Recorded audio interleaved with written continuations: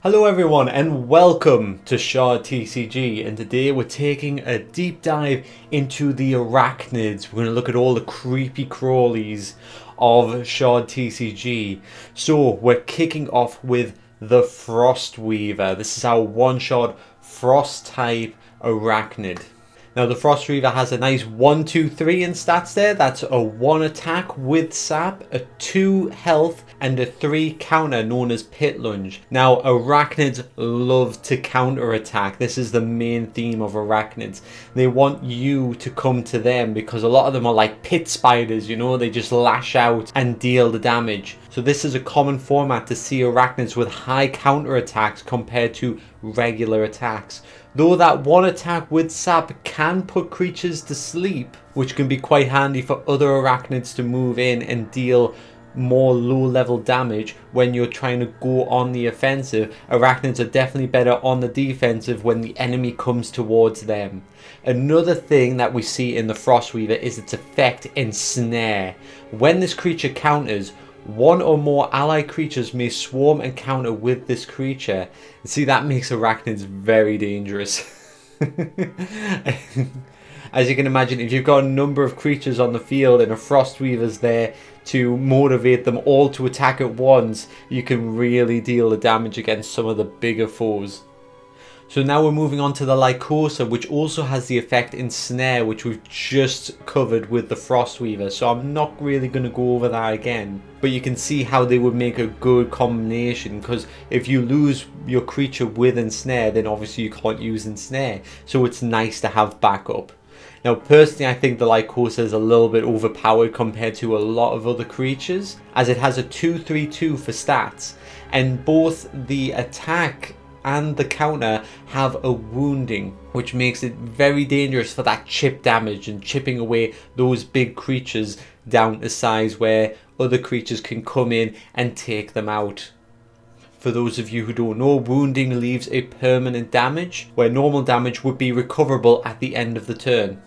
But overall, for a one-shot poison type Arachnid, the Lycosa is a brilliant creature to have in any deck really. And as always, it's worth considering adding to your own deck. Next up, the Sushi Gumo. Now, this creature is a 2-shot Earth Arachnid, and the first thing that draws my attention is its Guardian title. So this Arachnid is quite different compared to other Arachnids. He kind of breaks the mold a bit, as he doesn't have a counter attack. He's got Stone Wall, which is a block, so he's good at protecting Arachnids that may be a bit more vulnerable. But he doesn't synergize with that Ensnare effect that we've covered with the last 2 Arachnid creatures. His hard skin effect does make it so he's not inflicted by wound damages.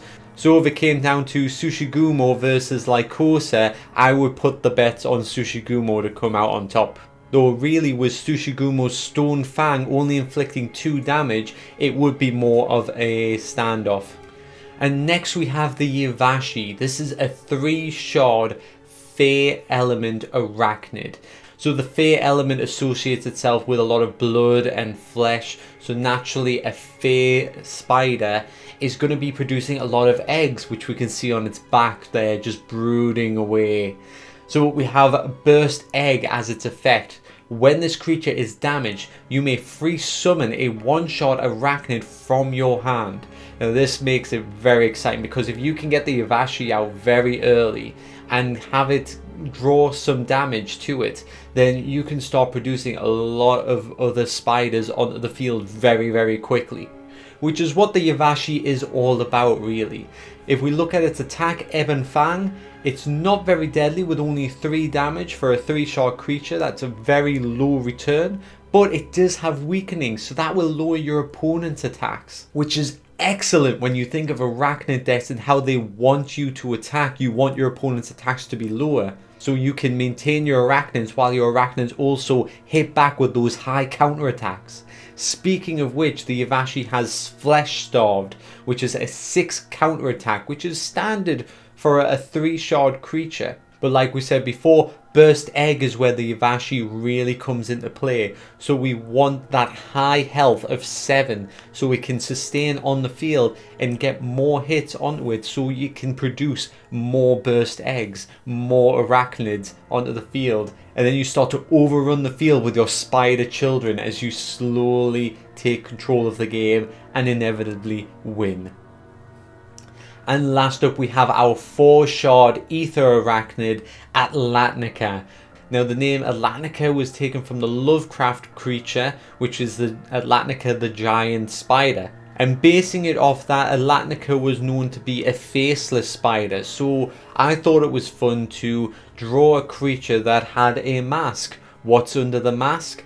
Not a face apparently, so I'll leave that open to you to use your imagination to how that would work. Now Atlantica has Spellbreaker, which is incredibly useful for destroying those backline spell cards that your opponent's trying to set up to trip up your lovely little spiders. You know, Atlantica wants to protect the spiders in that way. In terms of counterattack and health, the Atlantica is pretty standard with an 8 and an 8 for those two stats. Though Atlantica's counterattack Outwit does also have Fear, which prevents your opponent from using other creatures during the combat. A Fear essentially creates a 1v1 situation as the other creatures are frozen in fear. Now looking at its attack, it's a very low attack, unmasked, but it does have direct. And direct allows you to attack your opponent directly without your creature going into sleep mode. Essentially, it will only just rest. This is an excellent action effect to have because you can start to do chip damage on your opponent without having to take out your opponent's creatures during your combat phase. You can save that for their combat phase when you're using the high counterattacks like Outwit. And looking at Atlantica's effect, Dream Silk. When this creature uses an action, draw a card. Now this may not seem too powerful, but it is incredibly useful just to pick up that extra card a turn, which is potentially saving you that 1 extra mana that you may need to cast that vital spell for those victories. It's small margins that win games sometimes, and Atlantica can offer you that edge in those small margins. So be sure to use Atlantica to its full potential and try activating this effect as many times as you can, because in the long run you will be saving yourself a lot of mana overall, and very likely it will make a difference when it comes to the end of the game. Alright guys, that is all of set 1 Arachnid creatures from Shard TCG, the Origin set. I really enjoyed just doing this video. I love the Arachnid concept, and of course we have more Arachnids out for set 2, which I would love to show today, but we are focusing on set 1 creatures right now. So thank you very much for watching. Please hit that like button, and if you haven't already, don't forget to subscribe, and I will see you guys next time. Goodbye.